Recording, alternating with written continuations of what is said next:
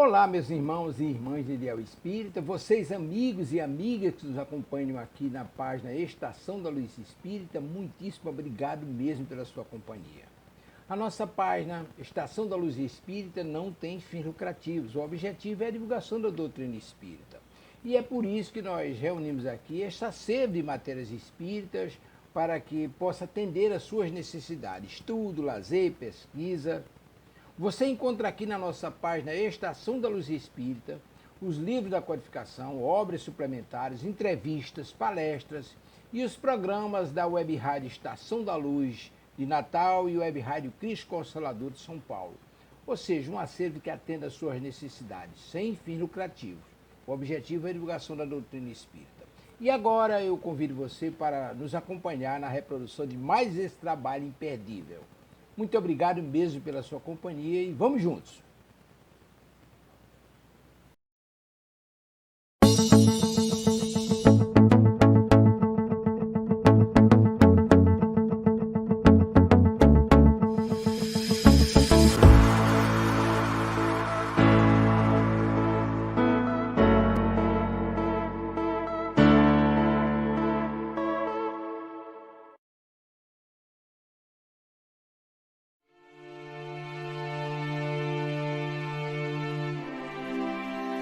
Sob as bênçãos de Jesus, iniciamos o Evangelho em Espírito e Verdade, trazendo os ensinos do Cristo de Deus através da imortalidade da alma, da vida futura e da reencarnação, apresentados pela doutrina espírita conforme a codificação de Allan Kardec, sob a orientação do Espírito da Verdade, para o estabelecimento do mundo de regeneração através da vivência do amor e do bem.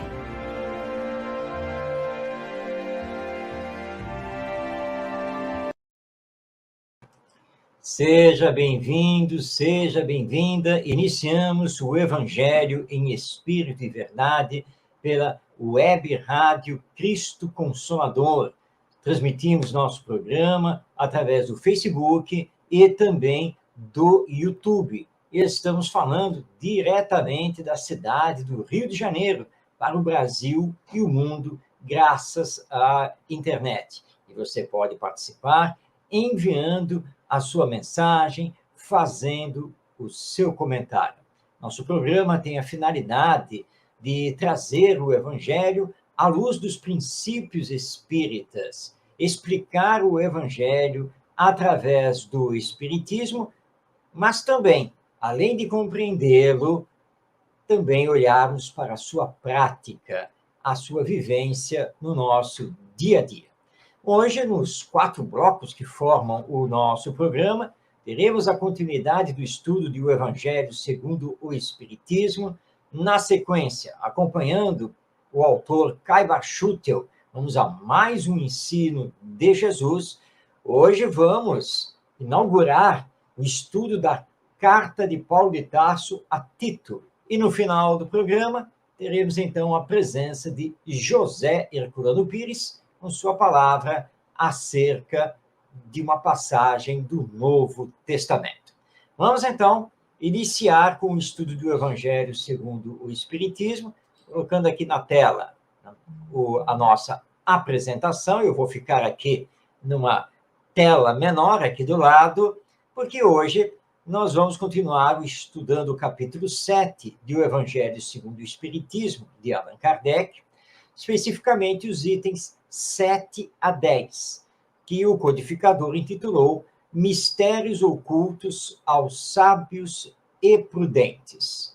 E ele inicia o estudo a partir de uma passagem que está no Evangelho segundo Mateus, capítulo 11, versículo 25. Colocamos aí na tela para que você possa acompanhar.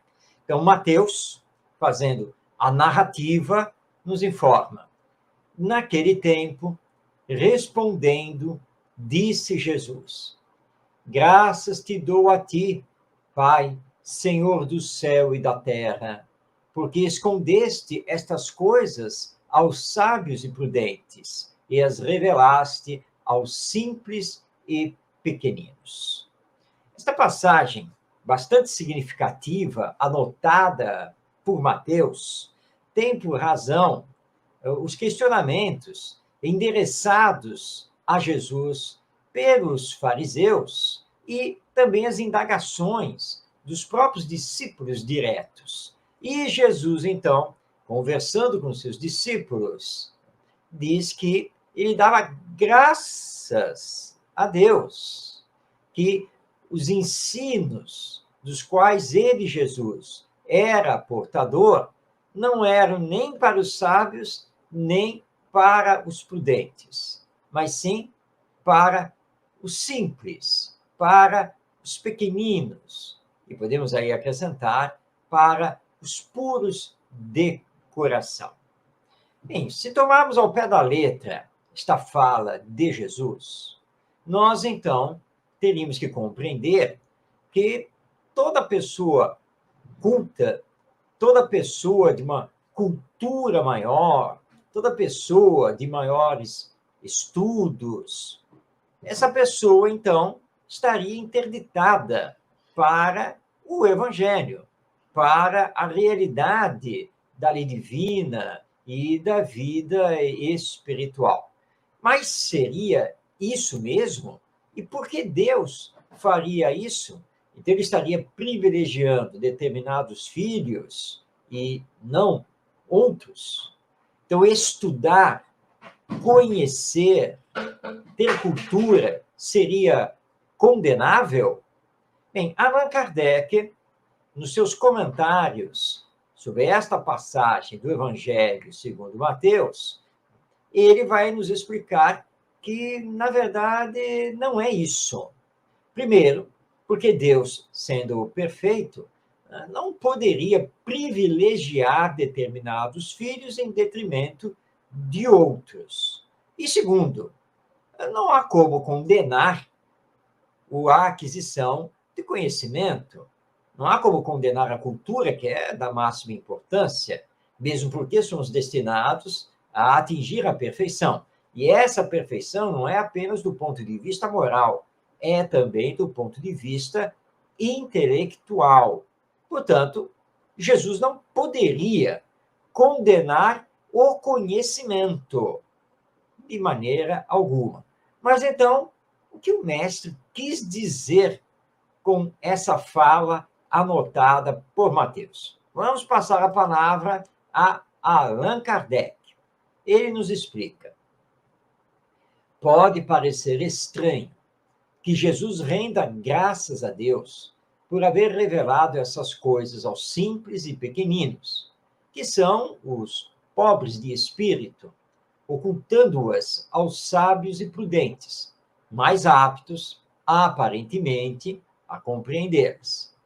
É que precisamos entender pelos primeiros, os humildes, os que se humilham diante de Deus e não se consideram superiores aos outros, e, pelos segundos, os orgulhosos envaidecidos com o seu saber mundano, que se julgam prudentes, pois que eles negam a Deus, tratando-o de igual para igual, quando não o rejeitam. Então, agora nós temos uma elucidação a respeito da fala de Jesus. Então, quando o mestre se refere aos simples e pequeninos, ele estava se referindo aos humildes. Quando ele se refere aos sábios e prudentes, essa referência é com relação às pessoas orgulhosas de si. O orgulhoso normalmente rejeita Jesus e seus ensinos. Porque os ensinos do mestre são ensinos morais, que requerem a nossa transformação, o nosso melhoramento e a nossa submissão à vontade sábia e perfeita de Deus, nosso Pai. Claro que o orgulhoso não pode admitir isso. Então, temos que tomar muito cuidado com o acúmulo de conhecimentos. Porque muitas pessoas se perdem com isso.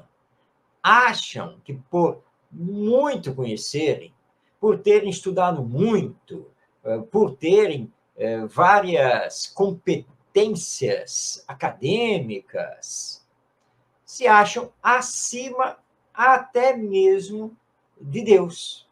Aliás, costumam rejeitar a existência da divindade e do mundo espiritual, mesmo diante das provas mais evidentes.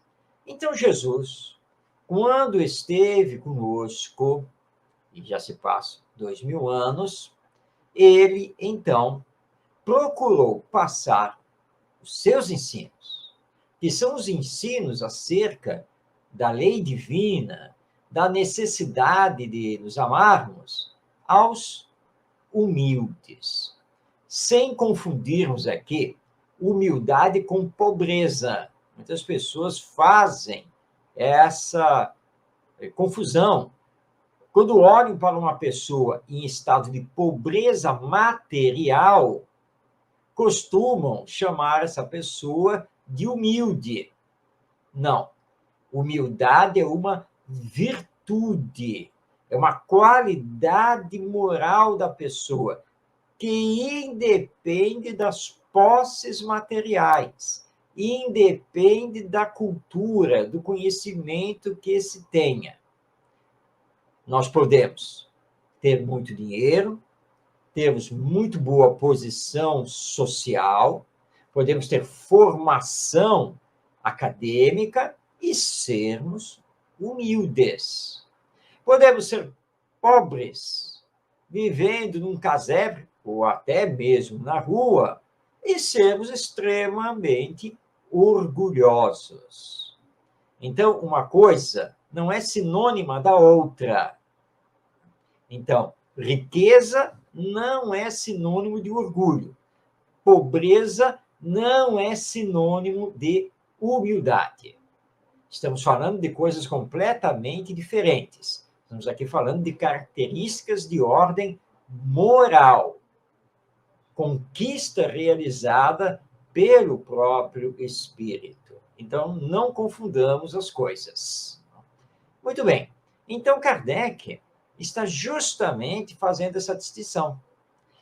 Quando Jesus olha para os discípulos e diz que agradecia a Deus pelos ensinos estarem chegando aos humildes e não aos orgulhosos, ele tinha razão.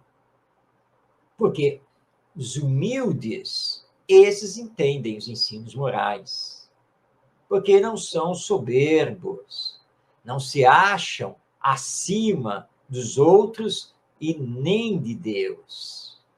E aí conseguem entender com mais facilidade os ensinos morais e espirituais que os orgulhosos rejeitam, porque normalmente o orgulhoso é também muito vaidoso. Ele é que sabe, ele é que tem a melhor compreensão, ele é que dá as explicações. E é claro que isso gera uma série de problemas, não apenas a nível dos relacionamentos humanos, ou seja, o relacionamento com as outras pessoas, mas também o relacionamento com a própria lei divina, que é rejeitada sumariamente. Mas o Espiritismo, assim como o Evangelho, não condena nem o conhecimento, nem a cultura. Mas lembra que o desenvolvimento das virtudes, das qualidades morais, é que deve reger o desenvolvimento cognitivo e intelectual para direcionar o conhecimento para o bem coletivo. Então, para entender o Evangelho, para compreender o Evangelho, para praticar o Evangelho, precisamos de humildade.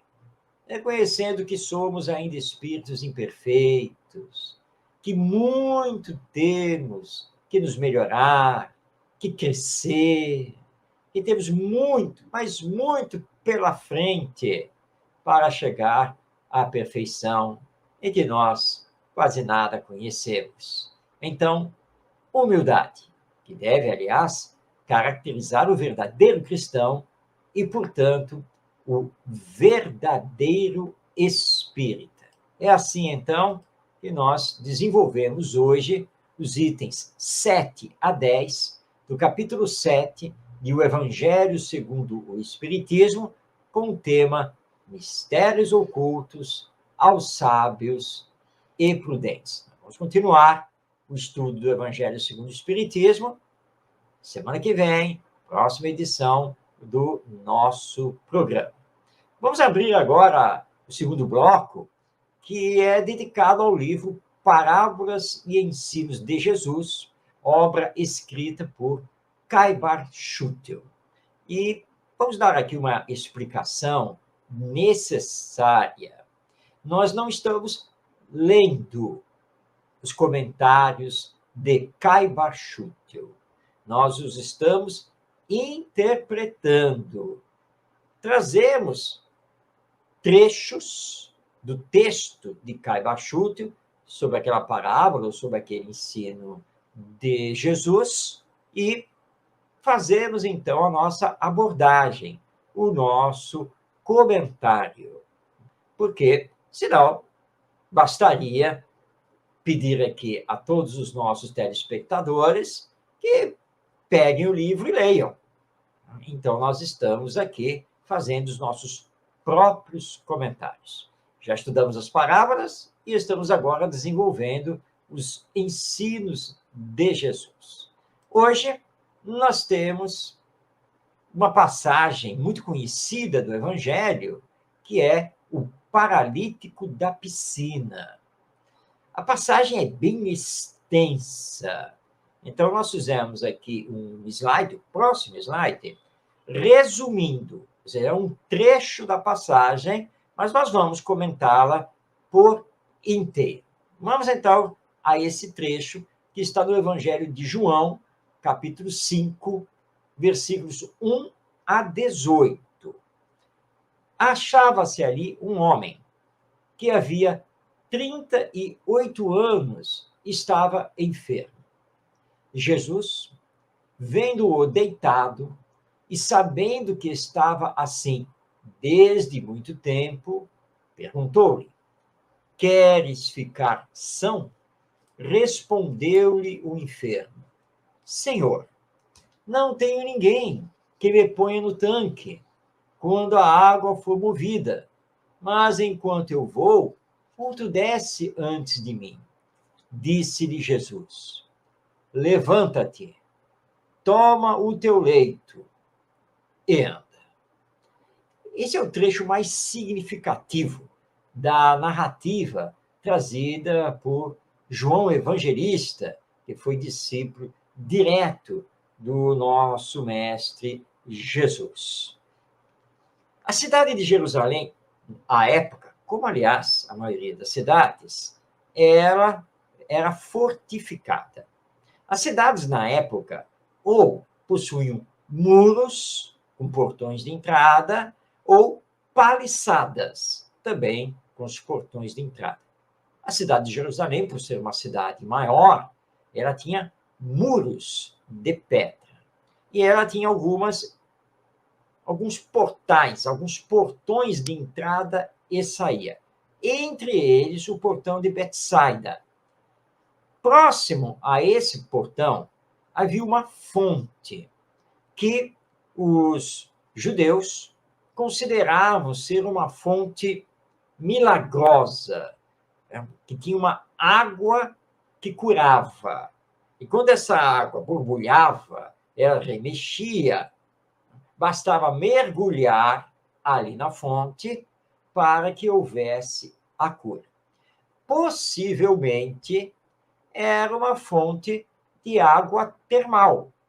Possivelmente. Não podemos afirmar, porque não temos elementos para atestar isso, mas é uma grande possibilidade. Então, diante dessa piscina, havia um homem que há 38 anos sofria de paralisia dos seus membros. Então, ele tinha uma dificuldade muito grande de conseguir se locomover. Possivelmente, ele só poderia, muito mal, se arrastar. Então, ele nunca conseguia entrar na fonte. Ele nunca conseguia fazer o seu mergulho naquele tanque, naquele poço, para que ele pudesse ser beneficiado daquela água curativa. Jesus, então, olha para ele e pergunta se ele quer ficar são, se de fato ele quer a cura daquela paralisia. E o homem, então, informa que sim, ele quer. Mas o que ele podia fazer? Não tinha ninguém que o carregasse para colocá-lo ali naquela água. E ele não conseguia efetivamente se arrastar, ter uma certa mobilidade que conseguisse passar na frente das outras pessoas que também queriam mergulhar naquela água para obter a cura do seu mal orgânico.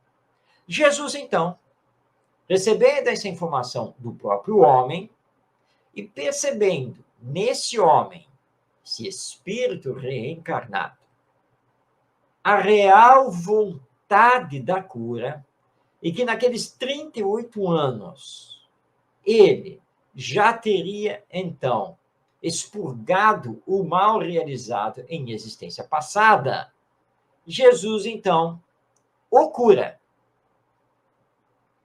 Dá a ordem para ele se levantar e andar.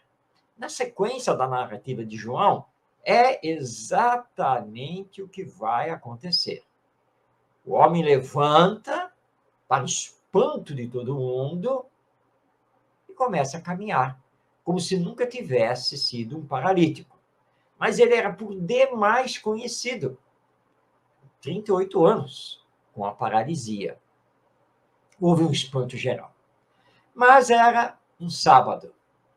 E por ser sábado, os judeus ortodoxos, fariseus, que haviam sancionado que no sábado não se podia trabalhar, porque o sábado era sagrado, se insurgiram contra Jesus, porque o mestre havia feito uma cura no sábado, e não podia, porque fazer a cura no sábado significava trabalhar, e o trabalho era proibido a todo e qualquer judeu no sábado. Os fariseus perderam assim uma oportunidade maravilhosa, porque Jesus utilizou os recursos da fluidoterapia, do magnetismo espiritual, do qual ele era possuidor. Ele curou um paralítico que se encontrava nesta condição há 38 anos. Portanto, estava diante deles um fenômeno extraordinário. Quem poderia ter esse poder, a não ser aquele que estivesse instituído desse poder diretamente por Deus? Portanto, Jesus, que estava ali à frente deles, não podia ser outro a não ser o Messias, o enviado de Deus, aquele que estava diretamente com Deus.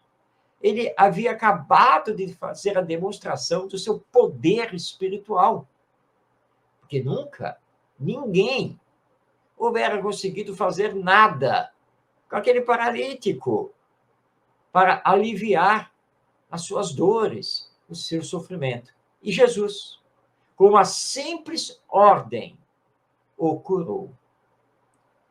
Não curou outros que ali estavam, porque Jesus, na sua missão, não veio aqui na Terra para ficar curando as pessoas das suas mazelas físicas, orgânicas.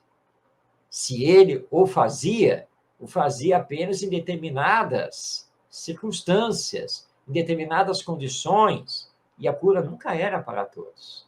E ele sempre advertia: vai e não peques mais. Hoje em dia, na doutrina espírita, nós conhecemos muito bem como se realizam as curas de ordem espiritual. O passe, a fluidoterapia, as atividades mediúnicas de ectoplasmia curativa, chamado tratamento espiritual, foi exatamente o que Jesus realizou, mas com uma grande diferença. Jesus é o Espírito mais perfeito que Deus nos concedeu a conhecer aqui na Terra. E essa informação está na questão 625 do Livro dos Espíritos. E Jesus, como o Espírito mais perfeito que já vimos, é o nosso guia, é o nosso modelo, é o nosso governador espiritual. Portanto, estamos falando de um espírito perfeito. E quando olhamos para nós, vamos reconhecer que somos espíritos imperfeitos. Por isso, os nossos processos de cura, através da fluidoterapia, da prece, através da mediunidade, na ação secundada pelos espíritos benfeitores, ela não se compara ao que Jesus fazia num simples piscar de olhos. Mas é Jesus. Então, as curas espirituais não são nenhuma invenção do espiritismo. Muito pelo contrário. Elas sempre existiram, em todas as épocas da humanidade, de forma mais ostensiva e outras vezes mais oculta. Porque os espíritos sempre interagiram conosco. Os bons espíritos sempre nos auxiliaram. E Jesus também nunca nos abandonou. Mas ele lembrou que podemos fazer tudo o que ele fez e ainda mais. Como? Nos aperfeiçoando, nos melhorando, saindo desta condição de imperfeição para gradativamente a condição de perfeição. O potencial divino temos, mas é preciso acionar a vontade, o querer. É isso que precisamos fazer. Quanto ao sábado, o Espiritismo nada tem a ver com isso. É uma regra meramente humana do judaísmo, mas nós entendemos que Deus sempre trabalhou e continua a trabalhar. Por isso, Jesus dá essa informação aos doutores da lei, aos fariseus. Se meu Pai trabalha sem cessar, eu também. E é assim que devemos nos dispor aqui na existência terrena. Utilizar as nossas forças, sob as bênçãos de Deus, nosso Pai, para trabalhar, nos melhorando e auxiliando os outros a se melhorarem, e assim melhoraremos a nossa humanidade.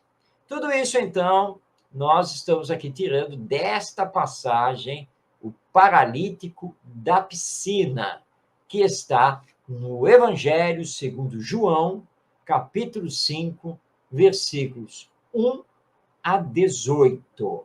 Convidamos a você para pegar o Novo Testamento e fazer a leitura na íntegra desta passagem do Evangelho de João, a qual nós transcrevemos apenas uma parte do que está ali na narrativa deste discípulo do nosso Mestre Jesus. Mas entendamos que podemos fazer muito pelo bem do próximo. É uma questão realmente de querer. E o Espiritismo vem nos auxiliar ao nos explicar os mecanismos dessa terapia espiritual e divina. Façamos, então, a nossa parte aqui na Terra. Mas a grande senha para ajudarmos a quem está com o seu mal orgânico, a grande senha é educarmos-nos, melhorarmos-nos, aperfeiçoarmos-nos e, com humildade e fé, acionarmos a vontade, o querer ajudar. Seremos, então, automaticamente auxiliados por Jesus e pelos benfeitores espirituais. Semana que vem, vamos ver mais uma passagem do Evangelho para estudá-la à luz da doutrina espírita. Mas estamos na hora de abrir o terceiro bloco do programa, que é dedicado a Paulo de Tarso, um dos maiores pregadores do Evangelho, a quem muito devemos. Se você não conhece direito Paulo de Tarso, eu lhe convido a entrar na playlist do programa, no canal da Web Rádio Cristo Consolador, no YouTube, e assistir programas passados, onde estudamos toda a vida e obra de Paulo de Tarso, que foi contemporâneo de Jesus, mas que só depois da crucificação do Mestre é que ele, de fato, vai ter um encontro com o Evangelho e vai se transformar do Saulo de Tarso, o doutor da lei, no Paulo de Tarso, o evangelista. Paulo escreveu muitas cartas, porque ele ficou vários anos como prisioneiro do Império Romano. E então, quando ele foi impedido de continuar as suas viagens de divulgação do Evangelho, ele passou, então, a escrever cartas às diversas comunidades já criadas em torno do Evangelho. Mas, neste caso aqui, nós vamos estudar hoje uma passagem que está na... Olha, cometemos um erro aqui na imagem, né? Esquecemos de trocar aqui a imagem no slide. Então, onde você está lendo a segunda carta de Paulo ao Timóteo, na verdade, é carta de Paulo a Tito. E hoje nós vamos destacar o versículo 8 do capítulo 1, onde Paulo de Tarso escreve a Tito: mas seja hospitaleiro, bondoso, ponderado, justo, piedoso, disciplinado. Antes de comentarmos esta passagem, este versículo da carta de Paulo a Tito, vamos conversar um pouco sobre Tito? Você sabe quem ele é? Como ele surge na história do Evangelho? O que ele fez? Bem, as informações históricas sobre Tito são escassas. Na verdade, ele aparece apenas e tão somente nas narrativas de Paulo nas suas cartas. Nós vamos encontrar referências a Tito na segunda epístola aos Coríntios, na carta aos Gálatas e na segunda carta a Timóteo. E, claro, a própria carta endereçada a Tito.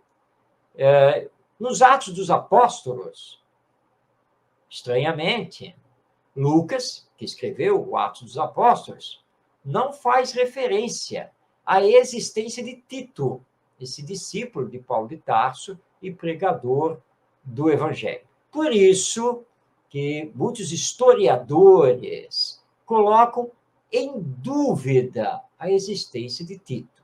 Mas Paulo, na carta, ele é muito claro ao fazer as recomendações a Tito e ao dizer, então, que Tito está na ilha de Creta, onde, aliás, Paulo de Tarso já havia estado nas suas viagens. E que eles deveriam Ou seja, Paulo deveria se encontrar com Tito na cidade de Nicópolis. Bem, então nós temos toda uma referência que indica que a carta de Paulo a Tito é uma carta autêntica. Olhando, então, as revelações espirituais via mediúnica, nós encontramos no livro romanceado Paulo e Estevão, na psicografia do médium Francisco Cândido Xavier, autoria do espírito Emmanuel, referência a Tito. Emmanuel afirma que Paulo conheceu Tito na cidade de Antioquia. Tito ainda era adolescente. E, desde então, Paulo apadrinhou Tito e vai fazer dele um divulgador do Evangelho. E confiou a Tito a expansão do cristianismo lá na ilha de Creta. E a carta tem um cunho bastante pessoal, sabe? Do mestre, escrevendo para o discípulo. E Tito seria um não-judeu que se converteu ao cristianismo. Muito bem, com essas informações, vamos então mergulhar aqui nesse versículo. Mas seja hospitaleiro, bondoso, ponderado, justo, piedoso, disciplinado. Bem, à luz do Espiritismo, nós compreendemos que o cristão, de uma forma geral, deve ser conhecido pela sua fraternidade e também pela sua humildade, mas igualmente pela sua fé e pelo respeito que devota a toda e qualquer pessoa. Ou seja, o cristão não deve fazer distinções, não deve cultivar preconceitos, porque o cristão sabe que todos aqui na humanidade somos irmãos, porque filhos de um único Pai, Deus. Mas existem diferenças, é verdade. Mas as diferenças existentes na sociedade humana são frutos do nosso egoísmo e do nosso orgulho. Portanto, é compromisso do cristão sincero, verdadeiro, combater o egoísmo e o orgulho, a começar por si, atacando as causas para corrigir os efeitos. Ou seja, o verdadeiro cristão deve combater em si o egoísmo e o orgulho, e assim ele vai corrigir os efeitos do egoísmo e do orgulho, que são a hipocrisia, a vaidade, a violência e assim por diante. O Evangelho é luz imperecível, tanto para a nossa mente quanto para o nosso coração, ou seja, para a nossa inteligência e para o nosso sentimento. E a fraternidade e a solidariedade devem nos distinguir. Nós espíritas somos cristãos, nunca cansamos de repetir isso. E, portanto, precisamos cultivar a bondade e a caridade. Lembrando aqui da expressão maravilhosa cunhada por Allan Kardec: fora da caridade não há salvação. E é claro que a bondade e a caridade tem que ser para com todos. Ou seja, temos que passar por cima de etnia, cor de pele, crença religiosa, visão política, status social, gênero sexual, etc., etc. Essas coisas são do mundo ainda muito materialista e egoísta. O verdadeiro cristão tem que estar acima disso. Todos são seus irmãos e suas irmãs. Ao espírita que tem esse conhecimento, porque estuda o Evangelho, mas também conhece a realidade espiritual da vida, cabe uma responsabilidade maior. Sim, porque nós espíritas sabemos da imortalidade da alma, sabemos da continuidade da vida após a morte, sabemos da reencarnação, sabemos que na vida após a morte, a vida futura, vamos levar para ela tanto os vícios quanto as virtudes, os ódios quanto os afetos. E vícios e ódios podem agravar a nossa situação espiritual, gerando sofrimentos, enquanto virtudes e afetos, pelo contrário, vão nos habilitar para encontrar a verdadeira felicidade. Cuidado, cuidado com aquilo que estamos cultivando. Nós estamos no campo das virtudes ou estamos no campo dos vícios? Jesus conhecia muito bem isso. E Paulo de Tarso, estudando o Evangelho, exorta, então, a Tito, seu discípulo, a não se desviar do que é bom e agradável a Deus. Ou seja, não se desviar da fraternidade, da bondade, da ponderação, da justiça, da piedade, da disciplina, das virtudes. Porque as virtudes é que são úteis ao progresso da humanidade e representam legitimamente as lições do Evangelho. Vamos olhar para nós na atualidade? Se na época lá de Paulo e Tito haviam enormes desafios existenciais e para implantar o Evangelho, hoje não é muito diferente, porque temos desafios de toda a ordem a cada dia. Talvez eles sejam não exatamente aqueles que Paulo e Tito enfrentaram, mas temos outros, não menos difíceis. Então, diante dos desafios, é que precisamos procurar exemplificar as lições de Jesus. Seja no ambiente doméstico, ou seja, no lar, seja na via pública, seja na organização profissional, em que estamos ali desenvolvendo nossas atividades, seja nas instituições comerciais, onde que vamos visitar, vamos fazer nossas compras, seja também no templo da religião que frequentamos, e no nosso caso específico, no centro espírita. Não importa onde estejamos e com quem estejamos, temos que envidar todos os esforços em representar legitimamente o Evangelho e o Espiritismo. E isso será facilitado se diariamente trabalharmos o autoconhecimento e a autoeducação, corrigindo em nós as más tendências e desenvolvendo as qualidades morais. Lembremos que fomos chamados para fazer parte do grupo de trabalhadores da Boa Nova.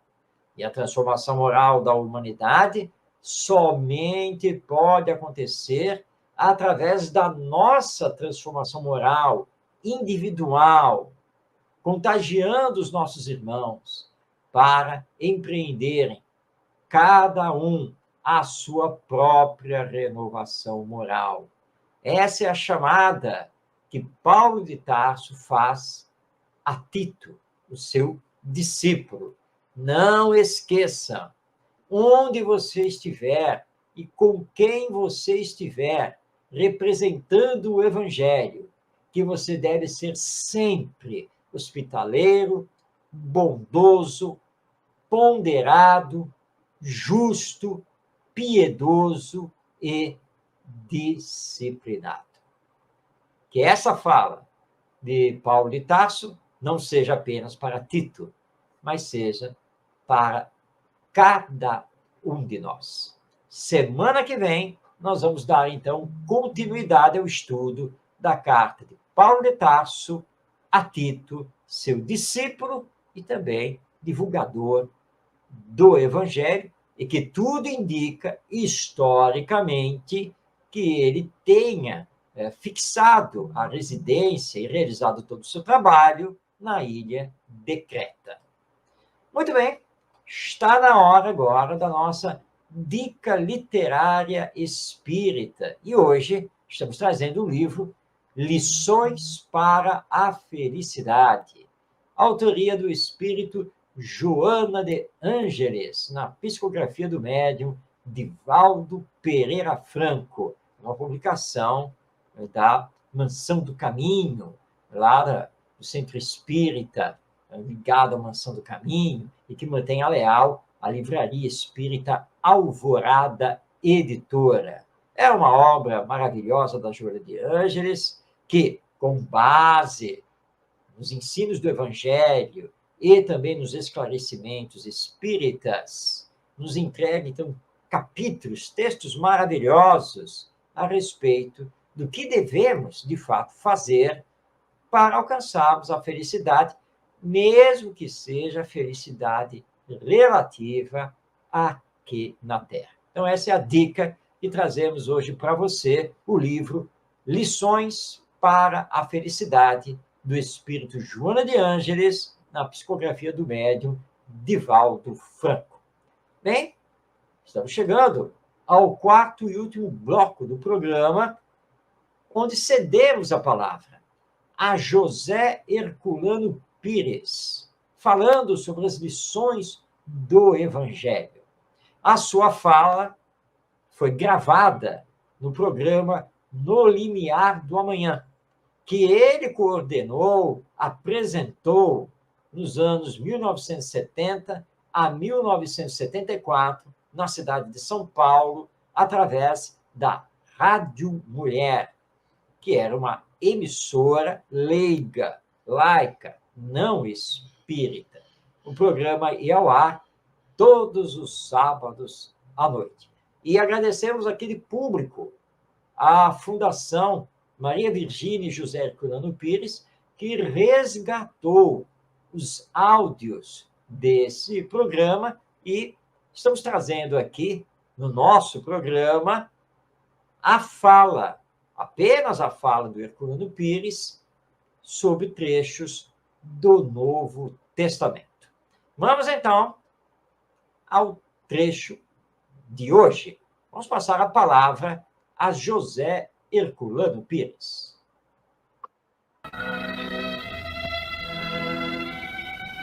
O Evangelho do Cristo em Espírito e Verdade. Não segundo a letra que mata, mas segundo o Espírito que vivifica. Abrindo o Evangelho ao acaso, encontramos no Evangelho de João, no capítulo 4, do versículo 43 ao 45, a seguinte passagem. Depois destes 2 dias, partiu dali para a Galiléia, pois Jesus mesmo testificou que um profeta não recebe honra em sua terra. Assim, quando chegou a Galiléia, os galileus o receberam bem, porque tinham visto tudo que ele fizera em Jerusalém na ocasião da festa, pois eles também foram à festa.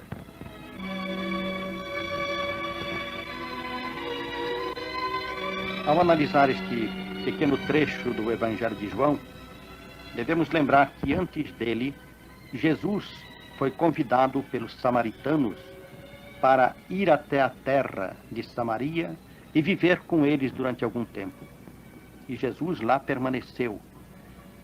Enquanto esteve lá, Jesus, que já havia convertido alguns samaritanos, quer dizer que já os havia levado para a compreensão das verdades do seu evangelho que ele ensinava, enquanto esteve lá entre eles, Jesus continuou ensinando e ao mesmo tempo praticando, realizando curas.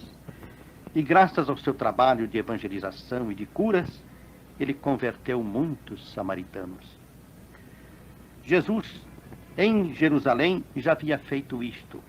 E justamente por isso os galileus ali presentes, voltando a Galiléia, terra de Jesus, anunciaram ali o que Jesus havia feito em Jerusalém e como havia procedido com os samaritanos, que eram considerados os hereges judeus da época. Justamente por isso é que aqui no trecho fala que Jesus já havia advertido que um profeta não é profeta na sua terra, não recebe honras na sua terra, não é reconhecido como profeta. Jesus dissera isto naturalmente com a intenção de advertir os galileus, porque ele voltaria para lá. E a mostra que ele dera junto aos samaritanos era suficiente para modificar a posição dos galileus a seu respeito. Por isso, quando Jesus voltou então a Galiléia, ali, aqueles que haviam visto tudo o que ele fizera em Jerusalém, na ocasião da festa, também trataram de homenageá-lo, de render-lhe a sua reverência, de aceitarem a sua grandeza espiritual. Isto facilitou a Jesus a divulgação dos seus princípios na Galiléia. Esse pequeno do Evangelho de João nos dá uma grande lição sobre a natureza do homem, sobre a condição humana. Quando nós convivemos com pessoas que podem nos levar para caminhos certos dentro da nossa própria casa ou dentro da nossa própria cidade, nós geralmente as desprezamos, porque as conhecemos demais e porque estamos acostumados a não considerar dignos de nos trazerem a verdade aqueles que convivem conosco. Entretanto, se uma dessas pessoas sai da sua terra, da sua cidade, e vai lá fora conquistar louros, ao voltar para a cidade natal, ela é recebida de maneira diferente. Por quê? Porque foi reconhecida lá fora. Isto mostra a falibilidade da condição humana.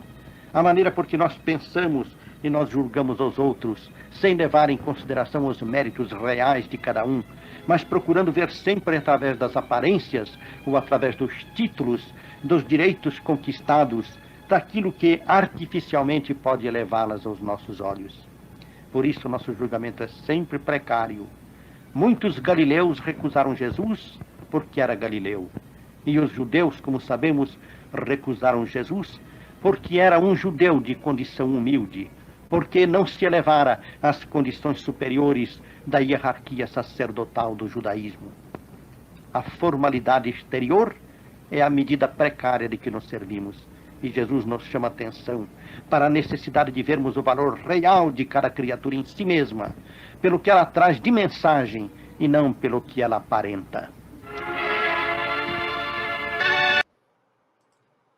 Assim, com a palavra de José Herculano Pires, chegamos ao final do nosso programa, o Evangelho em Espírito e Verdade. Agradecendo a você de todo o coração por este ano maravilhoso de 2023, em que pudemos nos encontrar toda quinta-feira às 17 horas na web rádio Cristo Consolador, e também em outros dias e horários, porque o nosso vídeo fica disponível no YouTube através da internet.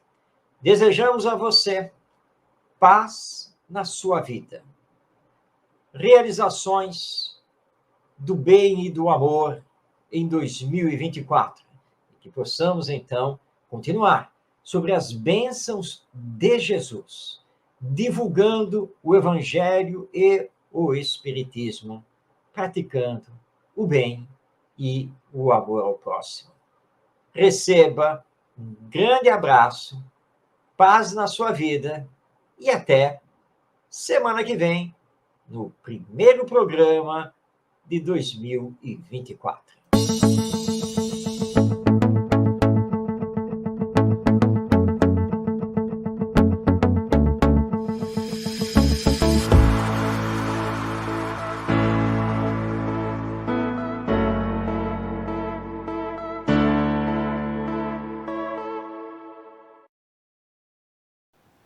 Chegamos ao final da nossa atividade. Muitíssimo obrigado mesmo pela sua companhia e espero você no próximo evento.